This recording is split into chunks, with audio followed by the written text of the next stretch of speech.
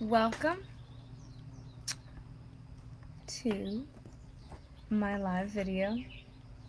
I'm not totally sure it's working, so we're gonna see how this goes. But today I'm going to be talking about doing less and achieving more. So I'm talking about neuroplasticity. And neuroplasticity is very much a growing field right now, and one of the major things that's being discovered is that in the past we thought that brains were sort of concrete at a certain stage, and what's been found is that throughout life we can maintain sort of plasticine, that is malleable nature to the brain. And so we're always able to be influenced and to change our habits and thoughts and beliefs throughout our whole lives. And I'm referencing this podcast. It's so good. And it's with Dr. Tara Swart on a podcast called Expanded. And she talks about the brain's ability to continue, just like I said, growing and expanding and becoming even very fundamentally different in habits and thoughts and beliefs. So when we have these continual habits and thoughts and beliefs, they could be beneficial to our well-being or not, right? Like sometimes I just start brushing my teeth and then I'm like realize who I am and where I am, and I was just doing it because it's an unconscious habit that I've established. But maybe someone might bite their nails too. And if someone's biting their nails, they might not even realize that they're doing that until they do. But it was an unconscious habit. So in the same way, these little habits can also be bigger things. Like sometimes when I'm in a really difficult situation, this thought just comes, and it's just like, I'm okay. I'm going to be totally okay. Everything's going to be fine. And the thought at this point, because I've been practicing this for 2 years, I don't think that I have to think the thought. It just happens. But there's also things that come up for me, like one that I'm going to use as an example is forgiveness. So if someone does something and I'm like, that wasn't the right thing to do, I will often hear in my head, like, I can't forgive them. Because if I forgive them, then there's this whole core limiting belief around it that that if I forgive in the face of contrast, that will impede growth and evolution. And so what I'm going to introduce today is what to do when we realize we have these belief systems about people. So whatever we ruminate on, whether it's conscious or subconscious, it becomes a myelinated neural connection, so it's a strengthened habit or pattern. And when we think about this neuroscience aligning with healing, we have to do some work here. So if I think about that example of not wanting to forgive someone, what I've needed to do is to say, okay, I see that I'm not wanting to forgive this person, but I also know that I want to be able to forgive them. And I actually want to be able to forgive them like immediately. So I get to the root of what's going on. Because, for example, it might be that someone took a sweater of mine and they put it through the wash, and it was a wool sweater, and then they put it through the dryer. And I was like so upset about that. And I really wanted to say, like, you can't put wool in the dryer because it shrinks. And they gave me back the sweater and it was like much smaller.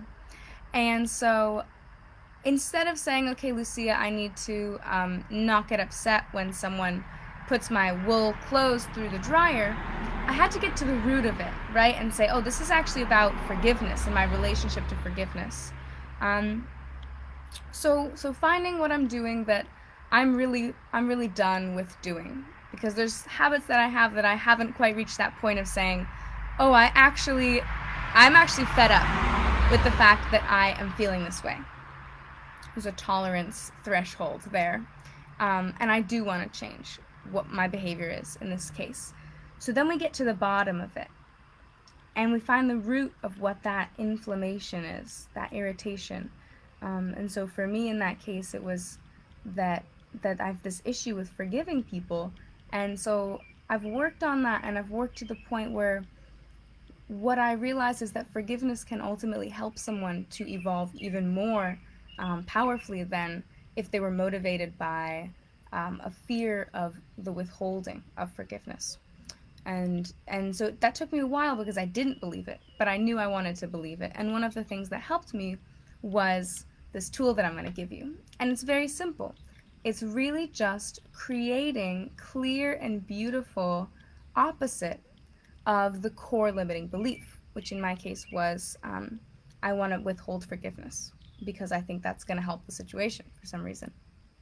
And so I said, okay, well, what's the opposite of that root cause? And for me, the opposite was contrast. When there's a contrast between what I want to have happening and what is happening, that contrast catalyzes instant forgiveness. I was like, let's just go all the way. If I'm going to change a belief, I want to change it fully and completely. So I had that affirmation and I wrote it down really clearly and beautifully, very clean on a piece of paper. So I'll show it to you. I made it into a piece of art.